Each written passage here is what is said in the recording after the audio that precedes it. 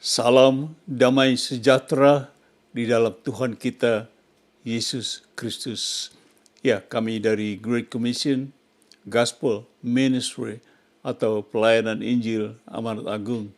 Dan saat ini kami berlokasi di Los Angeles, California, USA atau USA, yaitu Amerika Serikat. Dan nama saya ialah Pendeta Cornelius Ritiau. Ya, sekali lagi Bapak Ibu Saudaraku, kita akan bersama-sama mendengar firman Tuhan, tetapi sebelum itu mari kita bersama-sama berdoa. Bapa dalam surga, terima kasih atas hari yang baru ini. Kami mohon Tuhan perbarui hati kami, perbarui roh kami, supaya kami boleh terus menyembah-Mu dengan roh dan kebenaran, dan juga dengan hati kami. Ampuni sekali lagi segala dosa-dosa hamba, perbuatan, pikiran, tindakan hamba. Penuhi hamba-Mu dengan Roh Kudus-Mu, supaya ketika hamba berbicara, dipimpin oleh Roh Kudus, demi kemuliaan Bapa. Di dalam nama Tuhan Yesus Kristus, hamba berdoa. Dan kita semua katakan, Amin. Amin. Ya, Bapak Ibu, seperti biasanya saya ada beberapa note sebelum kita masuk dalam judul. Ya, note di dalam pertandingan olahraga, ada istilah pertahanan yang baik adalah penyerangan yang terbaik. Bahasa Inggris, good defense is the best offense. Ketika saya taruh note seperti ini, saudaraku, artinya kalau kita kuat bertahan dari semua serangan-serangan musuh kita, maka itu adalah penyerangan atau kemenangan kita yang terbaik. Ya, kalau kita diserang oleh musuh. Coba selanjutnya saya taruh seperti ini. Dan dalam pertarungan sebagai seorang Kristen, kita tidak perlu mencari-cari musuh kita. Karena mereka akan apa? Datang sendiri.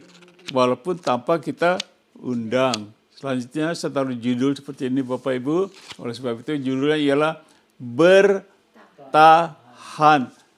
To defend. Bertahan.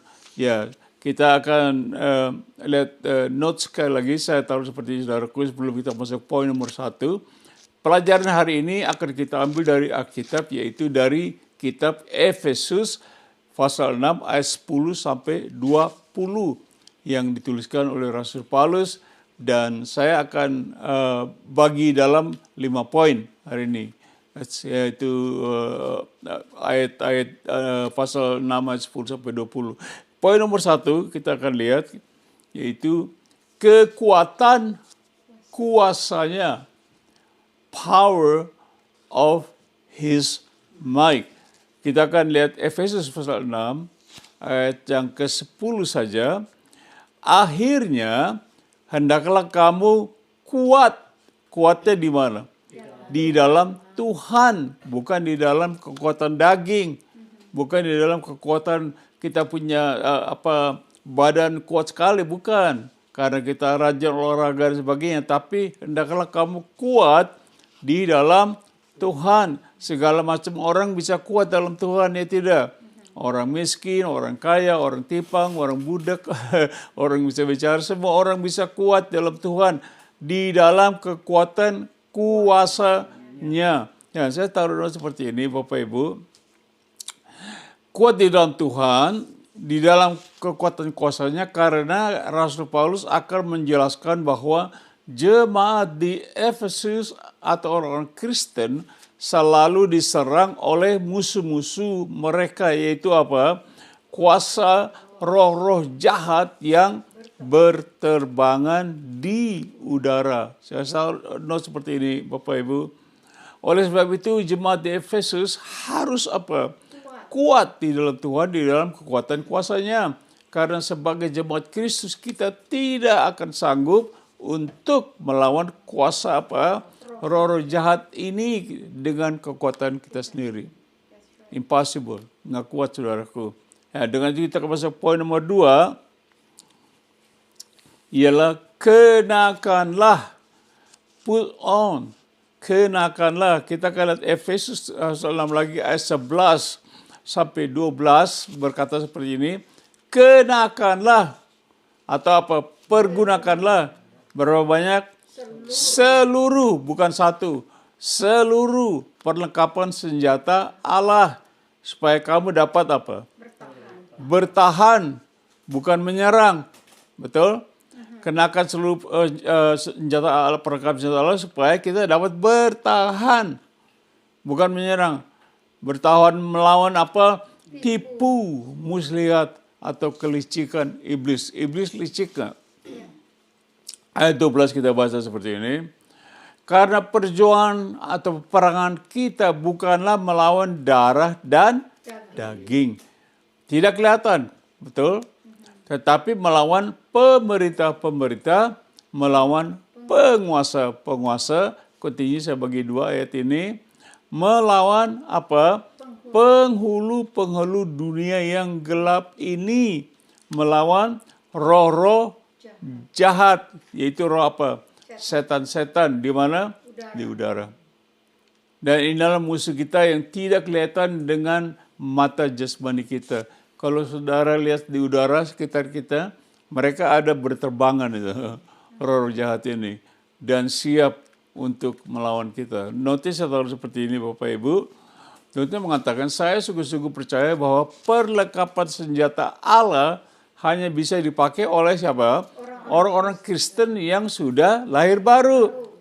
Karena Alkitab mengajar bahwa orang-orang yang belum lahir baru sebenarnya dia apa? Dia bukan seorang Kristen atau termasuk jemaat Kristus. Penting sekali saudara perhatikan. Kalau Anda belum lahir baru, Anda bukan orang Kristen.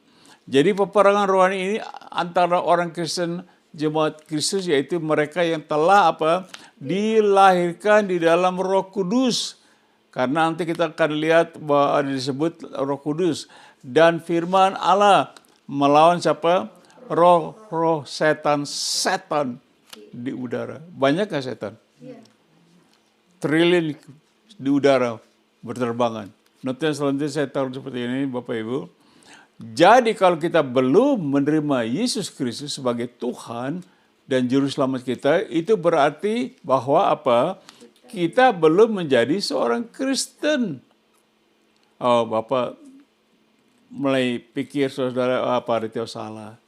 Bapak malah saya mau tanya, berdoa. Bapak silakan telepon saya, oke? Kita berdiskusi. Sekali lagi saya katakan, kalau saudara belum menerima Tuhan Yesus sebagai Tuhan dan Juru Selamat, itu berarti bahwa kita, Anda dan saya, belum menjadi seorang Kristen.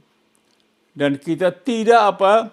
Berhak untuk memakai seluruh perlengkapan senjata Allah. Karena ayat ini dituliskan untuk orang Kristen. Gereja di Efesus. Jadi kalau kita belum menjadi Kristen, ini nggak berlaku senjata Allah. Kita baca Yohanes 1, 11-13 seperti biasa, bagaimana saudara menjadi anak Allah. Iya, Yesus datang kepada milik kepunyaannya atau manusia ciptanya, tetapi orang-orang kepunyaannya itu tidak apa? Tidak menerimanya. Tuhan Yesus datang ditolak, saudaraku. Ayat 12 kita baca. Tetapi semua orang, siapa saja, beragama atau tidak beragama, Anda dan saya, siapa saja yang apa? Menerimanya, yaitu Yesus, diberinya apa? Kuasa atau otoritas supaya menjadi anak-anak Allah atau orang Kristen, yaitu mereka yang percaya dalam namanya, nama Yesus. Ayat 13 dengan cepat kita baca, orang-orang yang diperanakan, katakan bukan dari darah atau dari daging, bukan pula secara jasmani, yaitu melalui orang tua kita, oleh keinginan seorang laki-laki, melainkan apa? Lahir dari Allah. Itulah orang Kristen. Saya katakan dari tadi, orang Kristen lahir dari Allah, bukan lahir dari papa mama jadi Kristen. Walaupun papa mama kita Kristen. Notice saya tahu seperti ini, saudaraku. Kita baca bersama, menerima kuasa di atas tadi bukan kuasa untuk pelayanan sehari-hari, bukan. Tetapi kuasa, otoritas atau hak penuh menjadi apa? Anak-anak Allah. Orang banyak saya dengar apa firman Tuhan nama betul. Oh, kalau kita menerima kuasa, bukan kuasa untuk apa segala pelayanan, tapi kuasa untuk menjadi anak-anak Allah. Hak penuh. Ada seorang dukun berkata, jadi anak setan saya mau, betul. Saya pernah dengar seorang dukun bilang, oh jadi anak setan aja saya mau. apalagi jadi anak Allah, ya tidak. Lebih enak mana? Anak setan apa anak Allah? Anda pilih sendiri. Saya taruh note selanjutnya seperti ini. Mengatakan, jadi menurut ayat yang baru saja kita baca di atas, jikalau kita membuka hati kita untuk menerima Yesus Kristus, kita diberi kuasa menjadi anak-anak Allah. Maka apa? Kita bisa mengenakan seluruh perlengkapan senjata Allah. Kalau saudara belum jadi anak-anak Allah, nggak berlaku senjata Allah, betul. Dengan itu kita masuk poin nomor 3. Saya ada 5 poin, Bapak Ibu. Saya ada 5 poin hari ini. Poin nomor 3, perlawanan. To withstand. Bahasa Inggris. Kita akan bacakan terus Efesus pasal 6 ayat 13, saudara. Sebab itu, nah ini ada urutannya. Sebab itu, 1, apa? Ambillah berapa banyak? Seluruh perlengkapan senjata Allah. Nomor 2 apa? Supaya kamu dapat mengadakan perlawanan. Perlawanan di sini bukan menyerang, bertahan untuk menyerang. Kita bertahan, bukan untuk menyerang. Pada hari jahat itu, saya bagi 2 ayat ini, mengatakan, dan tetap berdiri, artinya tidak goyah sesudah kamu menyelesaikan segala sesuatu. Ya saudaraku, jadi firman Tuhan jelas sekali supaya kita akan pakai seluruh perlengkapan senjata Allah. Coba kita lihat seperti ini, mengatakan, kata ambillah seluruh perlengkapan senjata Allah itu berarti apa? Kita yang mengambilnya, bukan Allah. Sekali lagi, kata ambillah seluruh perlengkapan senjata Allah itu berarti kita yang mengambilnya, bukan Allah. Betul? Karena seluruh perlengkapan senjata Allah itu semua telah disediakan bagi kita, jemaat Kristus Yesus. Jadi sudah disediakan, tinggal Anda dan saya, kita yang mengambilnya. Jangan bilang, Allah tolong dong saya. Enggak, sudah disediakan, tinggal ambil saja, betul? Amin. Kita pakai. Dengan itu kita masuk poin nomor 4, yaitu senjata Allah. Armor of God. Kita akan baca notes sebelum saya baca ayatnya. Notes mengatakan seperti ini, saudaraku. Efesus 6 ayat 14 sampai 17, Paulus menjelaskan apa itu perlengkapan senjata Allah. Tentunya kita mau tahu toh kan. Kalau bagaimana kita mengenakan seluruh senjata Allah, kita nggak tahu apa itu senjatanya.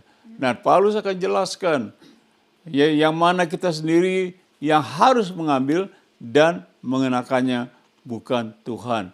Artinya semuanya senjata Allah telah disediakan dan diberikan kepada kita masing-masing orang Kristen. Jadi sekali lagi, kalau Anda bukan orang Kristen atau Anda belum lahir baru, ini nggak berlaku. Ini hanya untuk orang-orang Kristen yang sudah lahir baru dan mereka terus diserang oleh kuasa-kuasa roh setan-setan di udara. Coba kita baca ayat 14 ayat 17 di Efesus 6. Jadi, tuh listnya ini, senjata Allah. 1, jadi apa? Berdiri tegap. Apa artinya? Jangan loyo, saudaraku. Jangan banyak komplain. Males, nggak main. Berdiri tegap. Saudara bayangkan seperti saudara Anda tentara Roma ini, bayangkan. Tegap, berdiri. Berikat pinggangkan apa? Kebenaran. Truth, bahasa Inggris. Bukan segala kepalsuan. Saudara, kalau ikat pinggang kepalsuan itu bukan senjata Allah. Kalau masih bohong, masih nipu, segala bagainya, masih main korupsi. Banyak orang Kristen main korupsi enggak? Orang Kristen enggak main korupsi. Itu bukan senjata Allah. Berikat pinggangkan kebenaran, bahasa Inggris, truth. Bukan segala kepalsuan. Dan nomor 3, berbaju jirakan apa? Keadilan. Bahasa Inggris, righteousness. Saudara adil enggak? Apa saudara sering tidak adil sebagai apa teman dan sebagainya. Terus next ayat selanjutnya, ayat 15, nomor 4, kakimu apa? Baca. Berkasutkan apa? Kerelaan. Katakan kerelaan. Bukan dipaksa. Kakimu berkasutkan kerelaan. Untuk apa? Untuk memberitakan Injil damai sejahtera. Jadi Injil itu membawa kita damai sejahtera, ya tidak? Dan kata Paulus juga ada kuasa dalam Injil, yaitu kuasa keselamatan dan juga memberikan damai sejahtera. Atau memberitakan Injil adalah salah satu senjata Allah. Jadi jangan diabaikan. Sekali lagi saudaraku, memberitakan Injil adalah salah satu dari apa? Senjata Allah. Jadi jangan diabaikan. Kan dikatakan tadi kita harus mengenakan berapa banyak? Seluruh apa? Senjata Allah. Memberitakan Injil salah satu. Jadi kalau salah satu gak dipakai, yang lain juga percuma. Jadi Anda dan saya, untuk kita kuat, kita menahan pelawan iblis, kita memberitakan Injil. Memberitakan Injil kita bukan cari-cari perkara sama setan, bukan. Setan datang sendiri nyerang kita. Tugas kita bukan untuk kejar setan. Tugas kita ialah apa? Memberitakan Injil. Coba kita baca Markus 16 ayat 15 next. Contohnya kita baca, Tuhan Yesus ini berkata, lalu Yesus berkata kepada mereka, yaitu murid-muridnya, Kristen termasuk siapa? Saudara dan saya. Lalu ia berkata kepada mereka murid-muridnya, pergilah ke seluruh apa? Dunia apa saudaraku? Beritakan Injil kepada segala macam makhluk. Ini Tuhan Yesus berkata kita pergi, jangan duduk di rumah saja, nongkrong, main gaplek, ngopi-ngopi. Sebagai orang Kristen udah minggu ke gereja doang, hari Minggu yang lain, hari biasa nggak mau ngapain. Saudara, sekali lagi saya katakan, memberitakan Injil adalah salah satu dari senjata Allah. Kalau Anda dan saya gagal memberitakan Injil, kita kalah dengan setan. Karena ada kuasa dalam memberitakan Injil. Nah, ayat ini adalah apa? Amanat atau perintah agung Tuhan Yesus. Diperintahkan kita. Kita baca Efesus 6 ayat 17-18. Next, terus dari Efesus 6. Dan terimalah. Berarti apa? Telah diberikan. Nih, disodorin. Terimalah. Ya tidak? Kita tinggal ngambil doang. Dan terimalah. Berarti telah diberikan apa? Ketopong artinya bahasa Inggris apa? Helmet, ketopong, keselamatan, dan pedang roh. Rohnya huruf besar tidak? Roh besar. Pedang roh, huruf besar berarti apa? Pedang roh kudus. Roh itu roh huruf besar, bukan roh kecil. Pedang itu roh kudus, yaitu firman Allah. Firman Allah apa? Lebih tajam daripada pedang bermata dua. Firman Tuhan. Jadi kita terima saudaraku ketopong keselamatan. Kita berperang, kita melawan kuasa jahat. Kalau kepala kita nggak pakai ketopong, nggak pakai helmet, kita pecah gitu. Dibohongi sama iblis. Oh iya, ayat 18 kita baca seperti ini. Dalam berapa? Segala apa? Doa. Dan doa juga termasuk senjata Allah. Ya, kalau kita malas berdoa, kita kalah. Berdoa juga. Dan segala doa dan permohonan, kita juga berdoa berapa lama? Setiap waktu di dalam roh. Roh di sini roh huruf besar. Berdoa di waktu dalam roh artinya dalam apa? Roh kudus, bukan bahasa roh. Kalau bahasa roh huruf kecil, bahasa roh. Tapi kalau berdoa dalam roh, ya roh kudus berbeda. Tapi orang sering berpikir bahasa roh. Sebab continue ayat 18 sebagai 2 mengatakan seperti ini. Dan berjaga-jagalah di dalam doamu itu dengan permohonan yang tak putus-putusnya untuk segala orang apa? Orang kudus. Kita berdoa untuk orang kudus, orang Kristen yang lain. Kita doakan juga. Itu termasuk salah satu dari senjata Allah. Kita mendoakan tidak putus-putus. Saudara, berarti putus-putus berarti ya sering berdoa. Bukan ya berarti 24 jam kita berdoa, tapi kita sekarang tetap berdoa untuk orang-orang kudus, untuk orang Kristen, apalagi yang sedang bergumul. Coba notin selalu seperti ini Bapak Ibu. Notin mengatakan, seringkali saya mendengar ada para hamba-hamba Tuhan berkata bahwa berdoa di dalam roh, yaitu roh kudus, ialah berdoa di dalam bahasa roh. Itu benar apa salah? Salah. Itu tidak benar, saudaraku. Mengapa berdoa dalam roh kudus? bukan dalam bahasa roh. Coba kita baca contohnya sebagai contoh Roma 8 ayat 26 dan 27 mengatakan, demikianlah juga apa? Roh, yaitu huruf besar Roh Kudus. Demikian juga apa? Roh Kudus membantu atau menolong kita dalam kelemahan kita. Sebab kita tidak tahu bagaimana sebenarnya harus apa?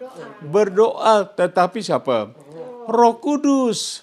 Roh Kudus sendiri apa dia? Berdoa untuk kita kepada Allah dengan keluhan-keluhan yang tidak terucapkan. Seringkali kita lagi sedih, lagi apa, segala susah, Roh Kudus mewakili kita. Kita yang kita bisa ucapkan, siapa yang berdoa mewakili kita? Roh Kudus membantu, Roh Kudus menolong, bukan bahasa roh. Berdoa dalam Roh Kudus itu bukan berdoa bahasa roh. Keluhannya kita tidak bisa ucapkan. Roh Kudus mewakili kita. Baca 27 mengatakan seperti ini. Dan Allah dan siapa? Allah yang menyelidiki hati nurani mengetahui maksud siapa? Roh ini, Roh Kudus itu. Yaitu bahwa ia, itu Roh Kudus, sesuai dengan kehendak Allah, berdoa untuk orang-orang kudus. Bayangkan saudaraku, Roh Kudus juga turut berdoa untuk orang kudus, orang Kristen yang telah dikuduskan oleh siapa? Darah Yesus, itu orang-orang kudus. Saudara kalau belum lahir baru, saudara belum jadi orang kudus. Karena orang lahir baru sudah bertobat. Disucikan darah Yesus. Kalau saya belum bertobat, ya begitulah. Belum bisa dipenuhi dengan kuasa Roh Kudus. Saya tahu seperti ini, saudaraku. Nanti mengatakan, jadi sangat penting kita pahami bahwa berdoa di dalam Roh Kudus itu bukan, katakan bukan sekali lagi, bukan berdoa di dalam bahasa roh. Berbeda saudara. By the way, bahasa roh sama sekali tidak memiliki apa? Kuasa untuk melawan kuasa setan-setan. Tetapi hanya apa? Untuk membangun. Saya pernah lihat orang-orang hamba Tuhan mengusir setan pakai bahasa roh. Mempan enggak? Diketawain kali. Kira-kira setan juga bisa enggak bahasa roh? Setan tahu, saudaraku, semua bahasa-bahasa ini. Kita ngelawan setan bukan dengan bahasa roh, gak ada kuasa. Bahasa roh tidak ada kuasa segala macam apapun. Hanya untuk membangun jemaat dan membangun diri kita sendiri. Saudara pelajari di 1 Korintus itu diajarkan. Coba selanjutnya kita mengatakan seperti ini. Dan pada hakikatnya tanpa kita memakai seluruh perlengkapan senjata Allah yang baru saja kita baca di atas, pasti katakan pasti kita akan kita menjadi seorang Kristen yang apa? Babak belur. Alias apa? Kita keok.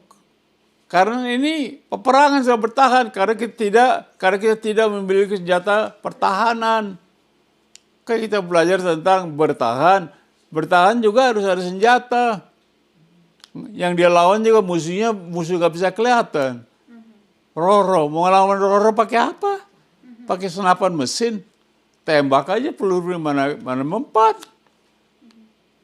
Kita lawan dengan perlengkapan senjata Allah. Ada amin, saudaraku? Mau punya perlengkapan senjata Allah? Amin. Sudah diberikan, mau terima? Tepuk tangan buat Tuhan, dia baik diberikan.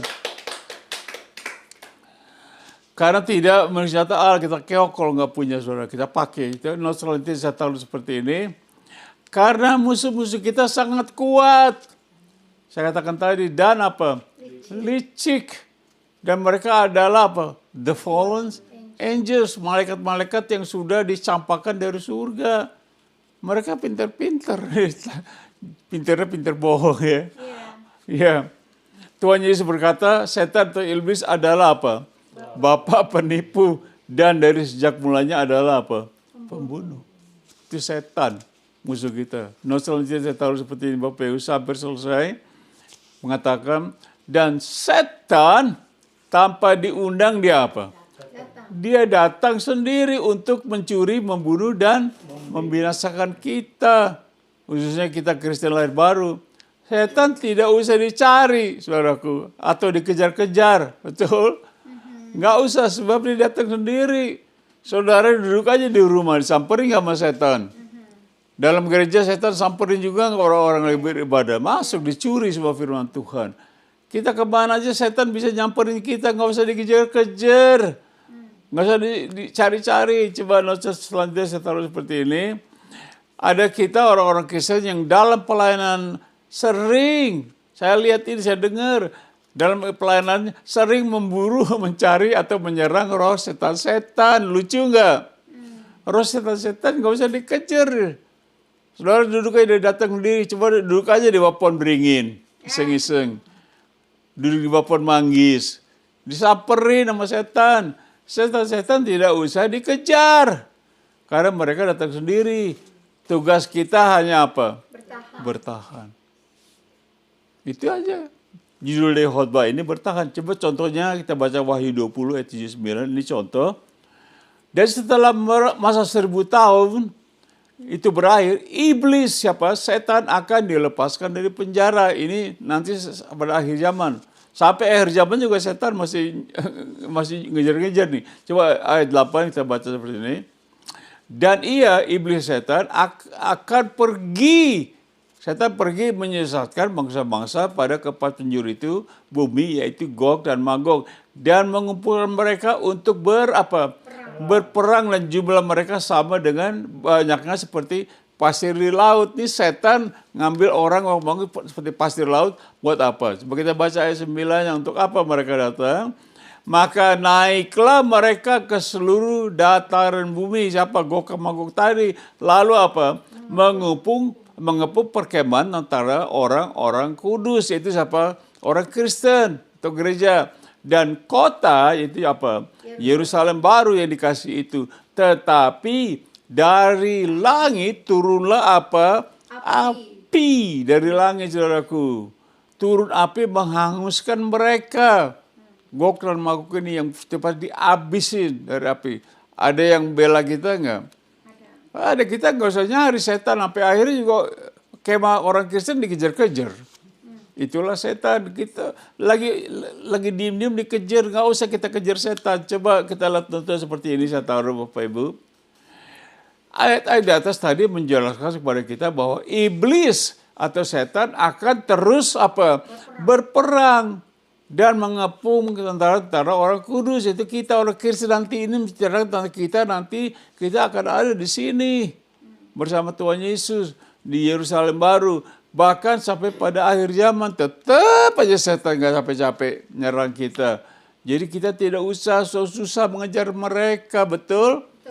Jangan ada pelayanan Bapak apa? Oh, saya sih ngejar setan. Loh?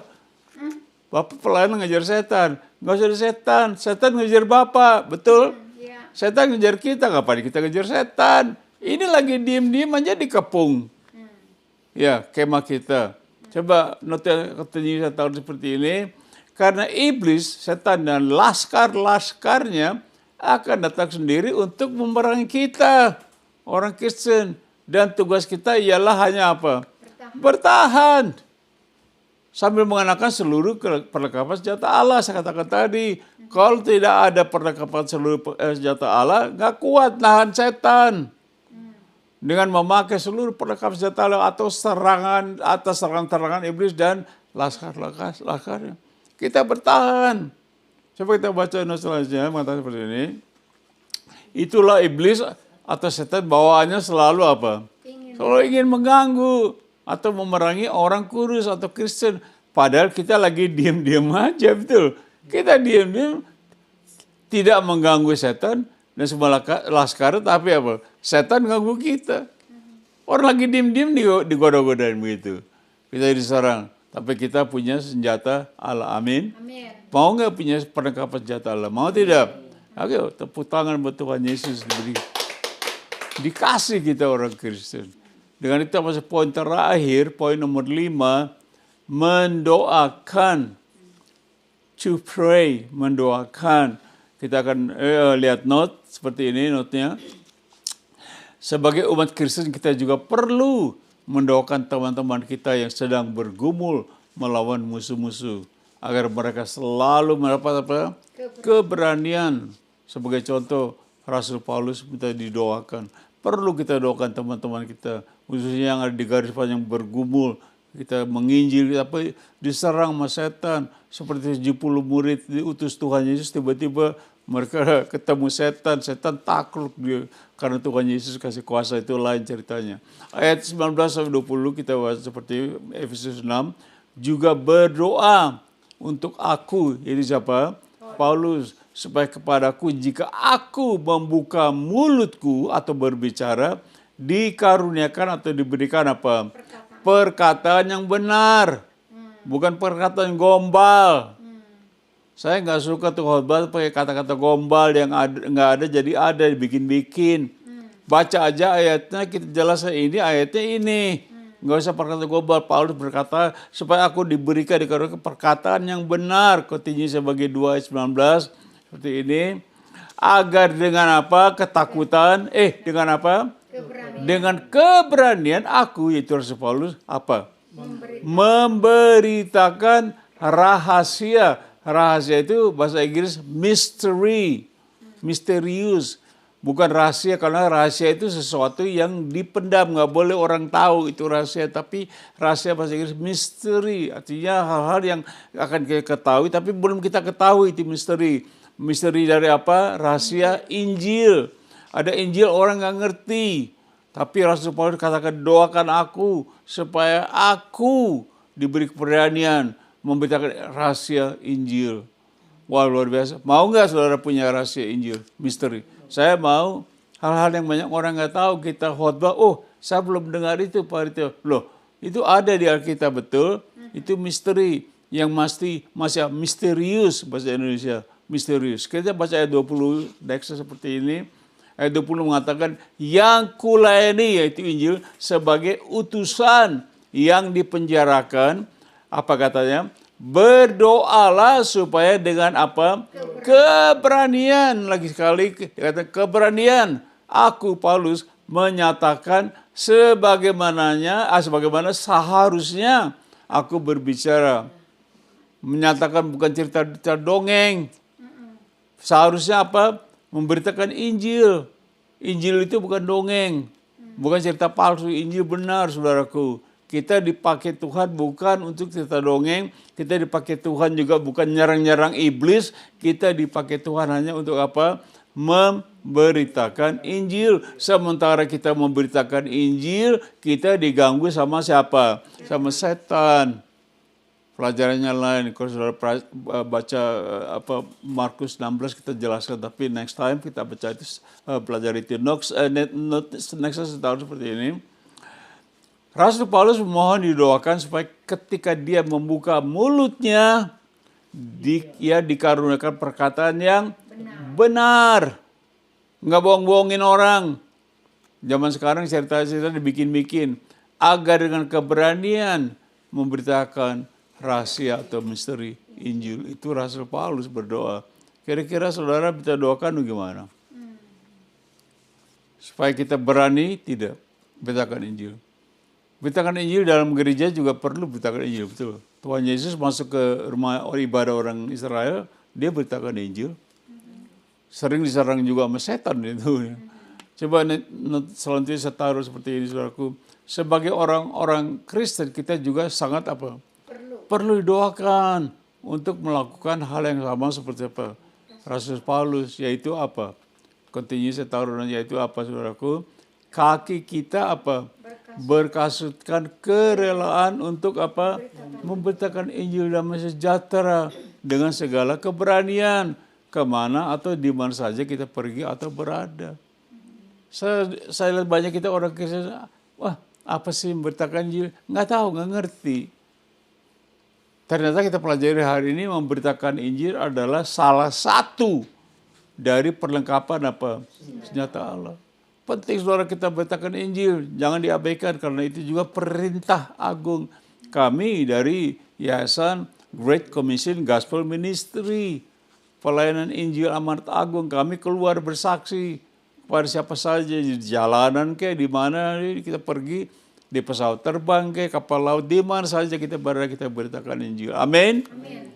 Ya, seperti di Kasan kita baca seperti ini di Kasan yang next. kita belajar tentang judulnya bertahan, bukan menyerang. Kita bertahan. Jadi waktu kita diserang, kita bertahan, sambil bertahan kita menyerang. Ya, lagi bertahan kita pukul kembali ini. Bukan kita menyerang mereka, kita diserang, kita bertahan sambil menyerang begitu. Kita belajar tadi satu, kita harus mempunyai kekuatan kuasanya. Dalam kuasa Allah, bukan kuasa kita. Dua, kita kenakanlah seluruh perlengkapan senjata Allah. Tiga, perlawanan kita dapat bertahan. Kita perlawanan melawan siapa? Kuasa gelap ini, kuasa roh jahat. Yang empat, kita pelajari tadi senjata Allah. Kita pakai semuanya, saudaraku. Termasuk penginjilan tidak? Pakai, saudaraku. Beritakan Injil. Orang pikir apa sih Pak beritakan Injil? Gampang, beritakan Injil bukan saudara mesti khotbah di depan ribuan orang. Saudara dan saya keluar rumah, ada orang gak kenal Tuhan. Satu orang itu kita beritakan Injil, betul? Di mana saja orang ini kita, Pak boleh gak saya beritakan tentang Tuhan Yesus? Saya sering begitu di Indonesia, di kampung-kampung, di mana-mana kita pergi, di Amerika, orang homeless, orang apapun, dia kata orang lawyer dia konsul jenderal saya kata kita doakan, beritakan Injil. Amin. Sambil itu juga kita memperlengkapi diri kita dengan senjata Allah, bukan senjata manusia. Bukan karena kita tahu Alkitab, kita baca dari kitab Kejadian Wahyu bolak-balik, kita pikir kita udah kuat. Tidak. Senjata Allah, saudaraku. Tapi firman Tuhan perlu. Karena dia adalah pedang roh, betul. Ketopong keselamatan. Dan juga jangan lupa kita berdoa, sering berdoa. Orang yang sering berdoa dilindungi oleh kuasa Tuhan. Amen. Setan benci kalau orang berdoa. Ditinggalin, saudaraku. Karena waktu kita berdoa, kita bersekutu dengan Tuhan. Amen. Ada amin? Ya, kita baca aplikasi dengan cepat seperti aplikasi, saudaraku. Kita sebagai orang Kristen yang lahir baru, lahir born again, memiliki musuh yang tidak kelihatan dengan mata jasmani kita. Betul? Poin nomor 2 aplikasi. Dan musuh kita ini adalah pemerintah, penguasa-penguasa, penghulu-penghulu dunia yang gelap ini. Dan apa? Roh-roh jahat yang berterbangan di udara. Nggak kelihatan. Sudah lihat ke langit, mana musuh nggak ada? Ada. Dia ada lagi terbang, bolak-balik dia ada. Kelihatan. Nomor 3 aplikasi harus seperti ini Bapak Ibu. Oleh sebab itu kita harus kita harus kenakan seluruh, bukan satu, seluruh perlengkapan senjata Allah yang kita pelajari tadi, jadi tidak kita akan dimusnahkan. Saudaraku, kalau kita nggak ada senjata Allah, kita keok. Bahkan saudara pergi perang aja pakai senjata pun nggak ada pelurunya. Ada isinya ya. Kita pergi harus bertahan harus dengan senjata, saudara. Ya, sebagai kata terakhir kita begini, saudara. Dituliskan kalau satu di ayat dikatakan bahwa panah-panah api di si jahat. Saudara. Kita dipanah terus dipanah. Kita coba apa? Tangkis gitu ya. Dengan senjata Allah. Kita bertahan, saudara. Panah api iblis itu setiap hari datang pada kita. Amin. Kata terakhir saya taruh, ambillah seluruh perlengkapan senjata Allah supaya kita dapat bertahan. Amin. Tepuk tangan buat Tuhan Yesus. Nah, saudara tadi ulang-ulang saya katakan, kalau saudara belum terima Tuhan Yesus, saudara belum lahir baru. Senjata Allah ini tidak berfungsi bagi Anda. Karena senjata Allah dikuatkan juga salah satu dengan Roh Kudus. Jadi kalau Anda tidak pernah menerima Tuhan Yesus, tidak diwakili Roh Kudus dalam hati kita, Anda belum berhak mendapat senjata Allah. Biar Anda berdoa semacam apapun, nggak dapat. Anda harus terima Tuhan Yesus. Oh, bagaimana Pak? Saya nggak tahu cara Pak Ritio untuk terima Tuhan Yesus. Saya akan tolong. Saudara ulangi doa saya. Mari kita berdoa. Tuhan Yesus, terima kasih atas firman-Mu. Saya ingin memiliki seluruh perlengkapan senjata Allah. Dan Bapak Ritio mengatakan bahwa saya harus lahir baru. Oleh sebab itu, saya buka hati saya menerima Engkau sebagai Tuhan dan Juru Selamat saya. dan ampunilah saya dari segala dosa-dosa saya. Jadi bentuklah hidup saya sesuai dengan kehendak-Mu. Terima kasih. Di dalam nama-Mu Tuhan Yesus, saya berdoa. Amin. Kalau Anda jujur berdoa tadi, Anda sekarang sudah menjadi anak Allah. Dan Anda perlu senjata Allah. Karena apa? Anda akan dicecerin sama kuasa-kuasa iblis ini. Saya juga sering sudah dicecerin. Dikasih ini. Tapi kita punya senjata. Amin. Mari dengan itu kita akan terima berkat dari Tuhan. Kiranya kasih Bapa, persekutuan dalam Roh Kudus, bahkan kekuatan dalam Roh Kudus dan semua anugerah di dalam Tuhan Yesus, Tuhan dan Juru Selamat kita, menyertai kita dari saat ini sampai selama-lamanya. Di dalam nama Tuhan Yesus Kristus. Semua kita katakan, amin. Terima kasih Bapak Ibu. Kita akan bertemu lagi di waktu yang akan datang. Dengan itu saya katakan terima kasih dan goodbye. Bye-bye.